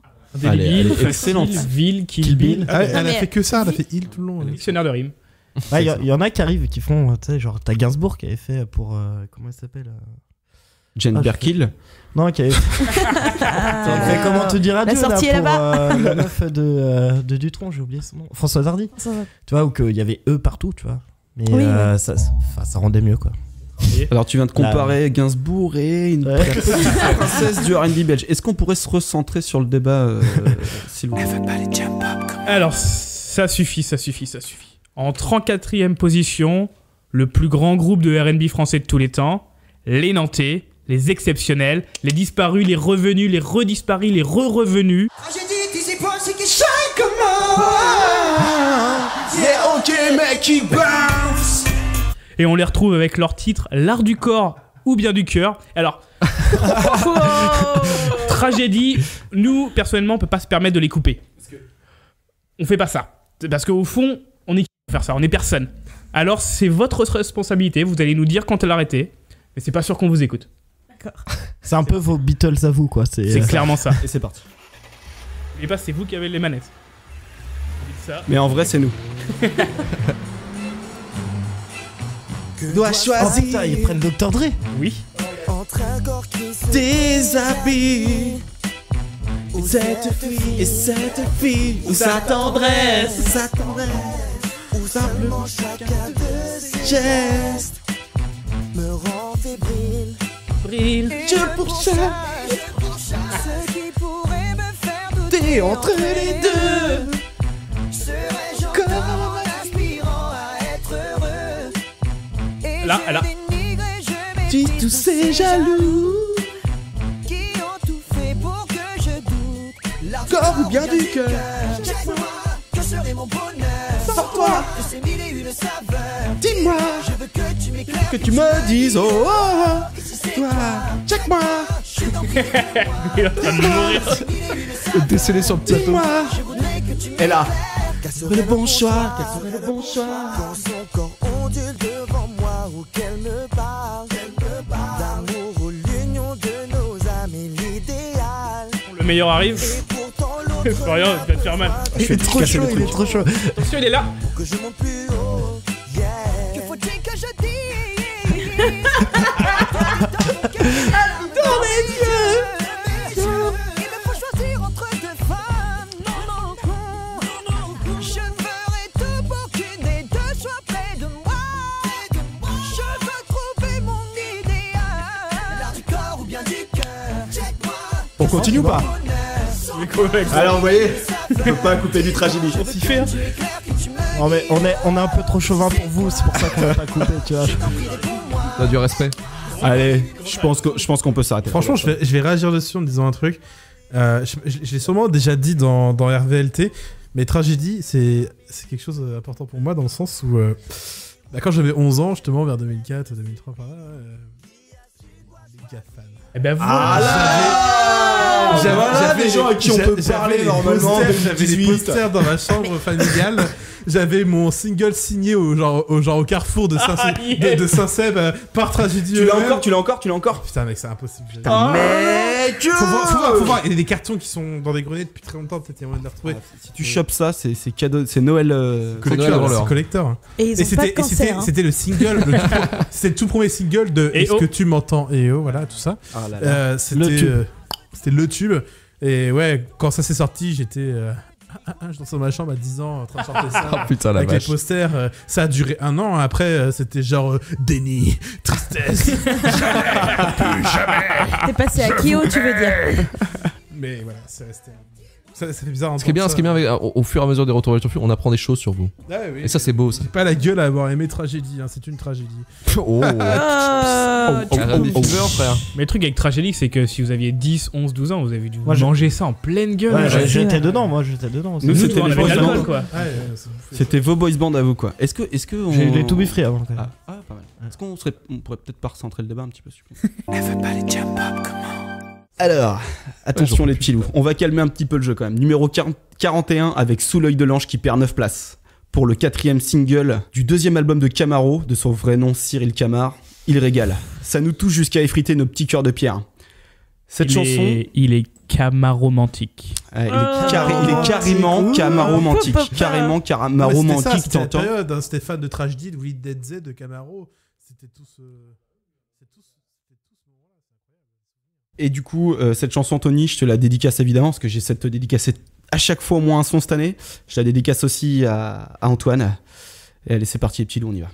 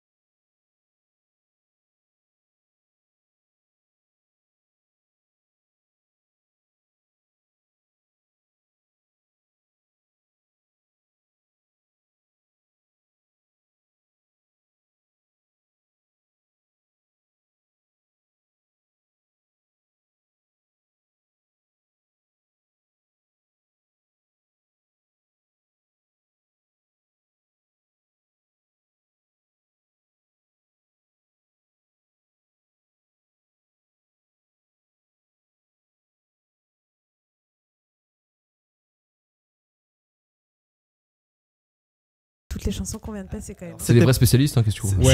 Cette époque-là, on est à presque intouchable. Et encore la tragédie, on a touché à 3 fois rien, je te jure. Ouais, non, c'est. Et en fait, Je suis impressionné. En refaisant le Hit Machine là pour ça, du coup, je me suis remis les sons et là, je fais, ah bah non, je les connais encore toutes par cœur et ça fait 7-8 ans qu'on n'y a pas trop touché. Quoi. Oui, ça reste, hein, c'est incroyable. C'est-à-dire qu'on les écoutait beaucoup, on buvait beaucoup, on les réécoutait encore beaucoup. C'est bon, Camaro, des fans, pas trop de fans. Pas trop de fans, Camaro? Non, Oui, pas trop. anecdote. Pas de fans. J'ai une super anecdote que j'ai racontée dans le bus par rapport à Camaro. Le mec a couché avec Camaro. Non, mais je l'avais raconté déjà dans un RVLT avec la fan dans le bus. C'est vrai, dans le bus. Faudrait écouter l'épisode de quoi c'est Ah, je sais plus c'était quel épisode. C'était C'était cette année. putain le truc avec Duché là. Ouais, voilà, c'est ça. Le carnet de voyage. Ouais. Voilà, Et moi, j'ai écoutez pas eu Carnet de voyage d'enfance, et j'ai une anecdote. C'est l'histoire d'un bus et Camaro. À Nantes. Rencontré Camaro dans un bus à Nantes? Non, j'ai rencontré sa plus grande femme de 55 ans sur téléphone en haut-parleur pendant tout le trajet du bus répété 10 fois. Voilà. Bah, excellent. Merci les voyages à Athènes. Et ça, en vrai, je trouve c'est moins pire que Tragédie. Comment ça? Comment ça moins pire? C'est un petit Où côté le pire Corneille, arrive là. je trouve. Alors, ouais, c'est vrai, ouais. Camaro et Corneille ont fait un duo ensemble. Ça Ah, s'appelle le ça Clan m'étonne. Chill. C'est très très bien. Très bon le duo, quoi très bon Le duo. Clan Chill. Chill. Ah oui, putain, Mais j'ai ça vu, date, j'avais hein, vu c'est deux trucs, 2000. On aurait dit une maladie sexuellement transmissible, vraiment. Ah, j'ai une Clan Chill. Le Clan Chill, ouais, non, mais Clan Chill, tu vois, ça fait très vite MST. Non, c'est un très bon son. Ok. Alors, en position beaucoup trop basse, qu'on appelle aussi la position 65, on retrouve le Petit Prince du R&B. Vous le connaissez? Alors, il arrive avec une reprise à la fois émouvante et sexy. Oh oui. C'est du Jodassin. Je veux bien Oui, évidemment Denzel. parler Voilà. Elles sont là, Pezzo là-bas. Willy fucking Denzel. Putain, je voulais le dire. Avec, bien Je te l'ai dit tout à évidemment, l'heure, en plus, oui. Et si tu n'existais pas.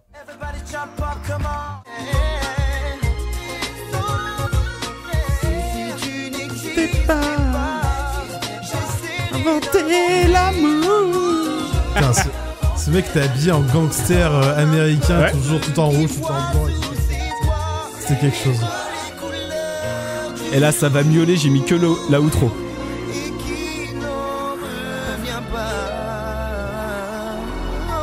Oh non. Si tu n'existais pas. Intouchable Willy.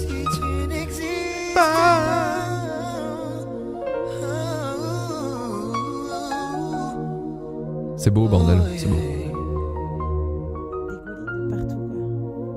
Moi, je trouve ça quand même super hype de reprendre Joe Dassin en 2005. Quand même, C'était dans la mouvance. Il y a des gars qui ont peur c'est de quand rien, même un tu truc, sais. tu vois, c'est une vraie prise de risque. En Tu vois, plus, genre, c'est, la pochette pour ce CD de titre, elle est trop bien. C'est Willy Denzel sur un piano. Il est Avec habillé en Lionel. plus en gangster américain. En plus, tu vois, blanc. quoi. C'est ça. Non, il est habillé en gangster avec un gros blouson en cuir. Cette mais chanson il est m'a sur fait un piano, putain de quoi. flashback en fait. Je m'en suis souvenu que quand j'étais ado et j'écoutais beaucoup la radio, donc ça passait forcément dans la radio. Et en fait, je crois que j'ai fait le con quand j'étais gosse. C'est-à-dire que je jouais souvent la console en fait quand j'écoutais la radio. Ouais, mais non, mais là c'est pire. Là c'est des podcasts. Bon, qui est tellement con d'écouter des podcasts. Non, parce que ce que je voulais dire, c'est qu'en fait, quand j'étais gosse, je jouais à GTA San Andreas. Avec du Willy Denzel en fond.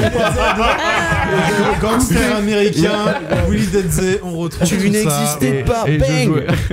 je jouais donc à GTA San Andreas, le son coupé pour écouter la radio. Voilà, et donc il y avait du Willy Denzel qui est passé dessus. Mais j'ai envie de te frapper, les radios de GTA San Andreas, sont t'as des énormes. musiques. De Dans ouf. les radios, t'as Mais moi j'aimais pas. Liberty City Radio dans J'aimais pas, dans je voulais San Andreas, écouter mes musiques, des moi. musiques de rock'n'roll qui étaient. Rock C'est un ou hip-hop thug. aussi. Hein. Il y a des Ouais, putains il y de a des playlists hip-hop. J'écoutais Kyo, j'écoutais Willy Denzel. musiques du San Andreas. Mais pas de jugement, s'il te plaît. Nous, on n'a pas jugé ta ton période B8. tragédie. Ne juge pas Non, cette mais- période non, non, radio c'est de vrai, Luc. c'est vrai. Voilà, je défonçais des gangsters à Los Angeles en écoutant du Willy Denzel. Putain, Voilà. on n'a pas eu les mêmes adolescences. Hein. Histoire de vous mettre dans l'ambiance. Alors, qu'est-ce que Dur. t'écoutais à l'époque du coup, Elsa? Mais non, mais moi, pas du tout. Mais j'avais pas le droit à ça. Déjà, j'avais pas le droit à la Elle radio. vivait dans une cave, elle en fait.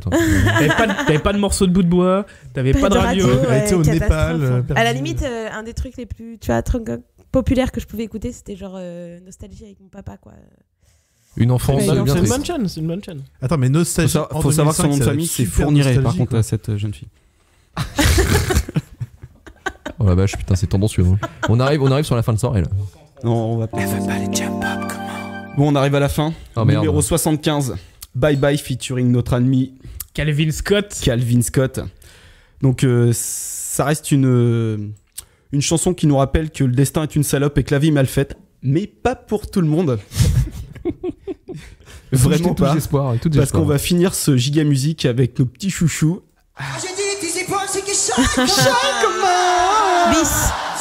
Yeah, ok mec, dans un clip qui va de l'avant, où on te dit que la vie c'est génial. Mais si c'est toi qui le choisis. Allez Anthony, on envoie le son en clôture, on laisse à nos autres le temps de s'éponger leurs petites oreilles ensanglantées, de se soigner les commissures. On n'a qu'un truc à vous dire, c'est bye bye. Des mille et des poussières, hey, tragédie. Calvin Scott, ok, Dems Prod. Quand rien ne va et que tout est livide, quand les tracas s'installent dans ta vie, et si parfois tu doutes que ça entrave ta route, positif, attentif, tu dois être pour être au bon niveau.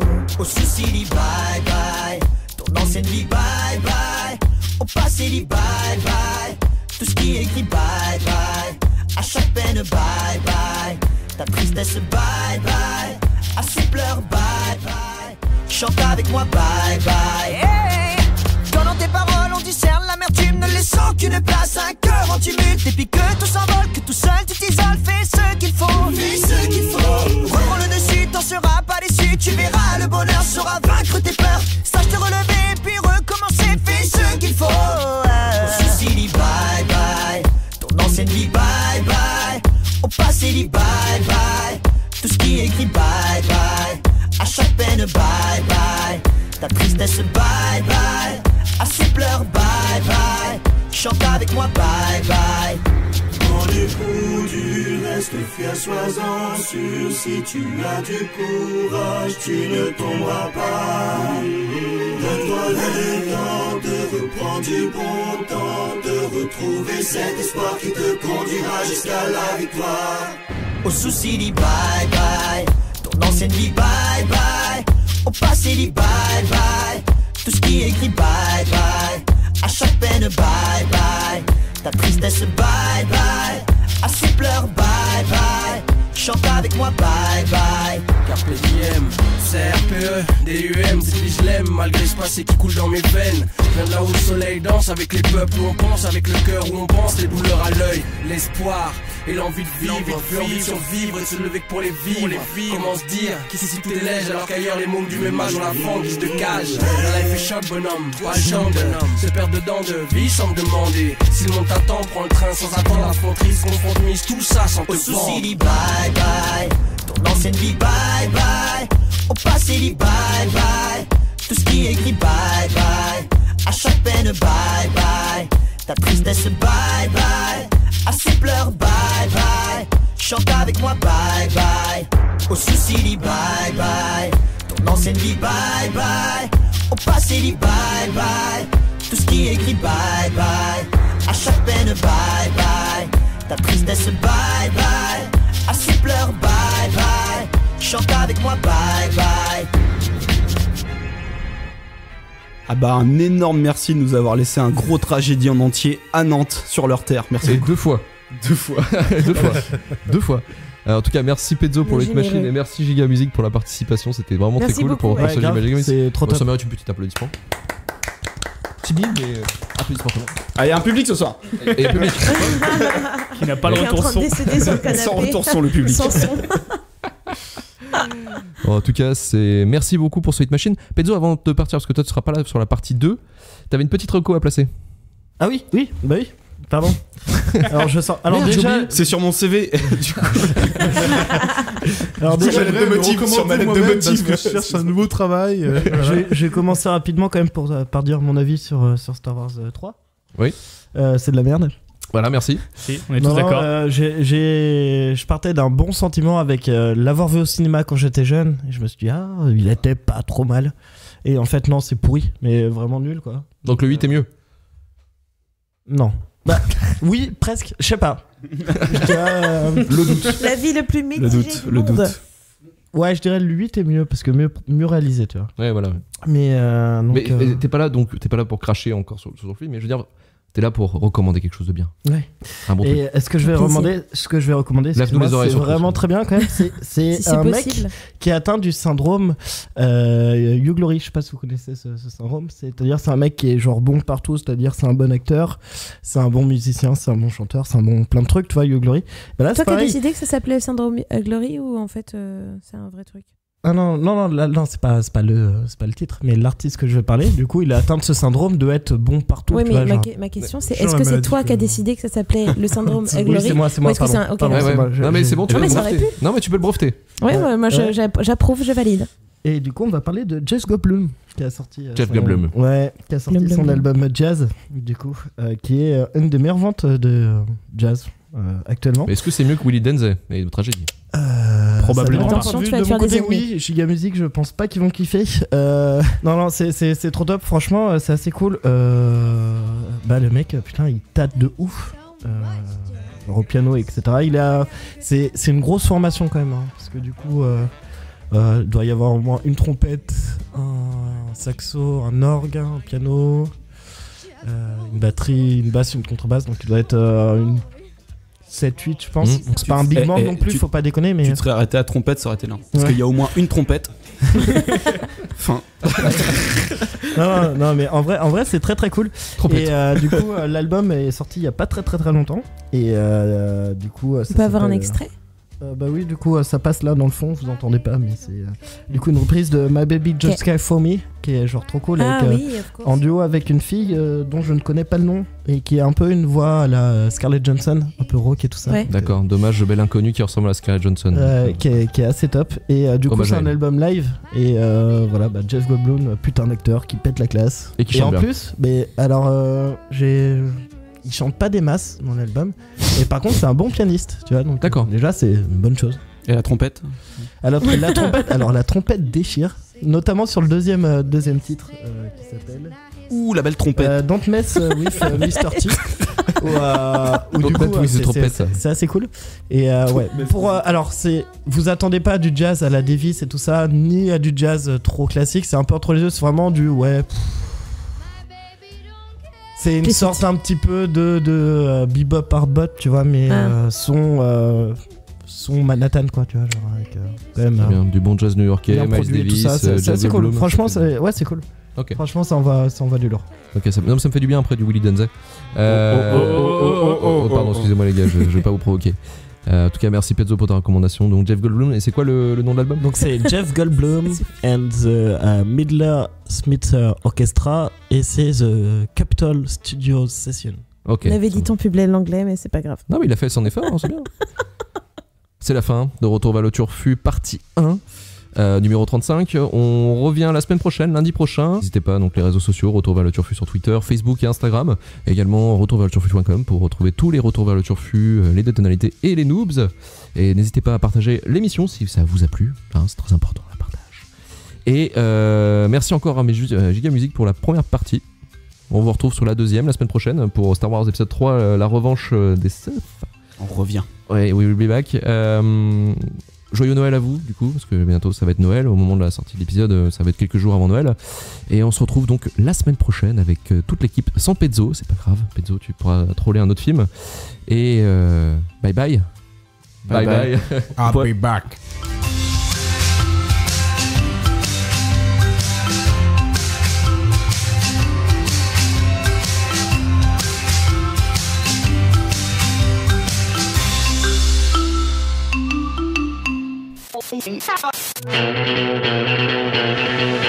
Vous prenez Enzo sur Overwatch et tout le monde vous crache à la gueule et vous ne comprenez pas pourquoi. Vous ne comprenez absolument pas ce que disent vos gosses. Votre mari vous délaisse pendant des jours à jouer à Red Dead Redemption. Vous savez pas ce que c'est Fortnite. Votre fils ne vient pas à table à manger à l'heure indiquée, même après de nombreux appels. C'est chiant quand ça vous arrive, hein. Ça en avait marre de se faire passer pour un ringard. Vous voulez apprendre 2-3 trucs sur les jeux vidéo, des petites anecdotes, des histoires, des personnages, des grands créateurs, pas de problème. Le podcast Noobs est fait pour vous. 10 minutes d'apprentissage toutes les 2 semaines sur Deezer, Spotify et iTunes.